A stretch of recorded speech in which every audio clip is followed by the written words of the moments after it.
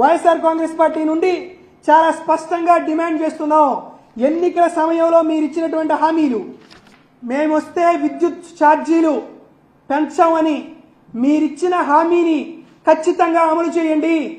15,000 కోట్ల రూపాయల సర్ఛార్జీని మీరు తొలగించి వచ్చే నెలల్లో వాటన్నిటినీ రౌండ్ ఆఫ్ చేసిన దాన్ని వెనక్కి తీసుకోండి.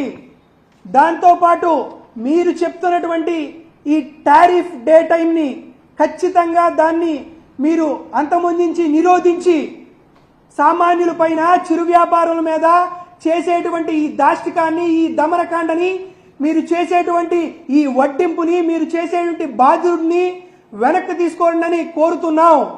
ఒకవైపు హామీల కోత, మరోవైపు విద్యుత్ ఛార్జీల మోతతో చంద్రబాబు నాయుడు గారి బాదుడే బాదుడు కార్యక్రమాన్ని కానీ మీరు ఆపేయకపోతే ఆంధ్రప్రదేశ్ రాష్ట్ర ప్రజలు రానున్న రోజుల్లో మీ వీపుని విమానం మోత మోగిస్తారు అనే విషయాన్ని మీ అందరికీ తెలియజేస్తున్నా.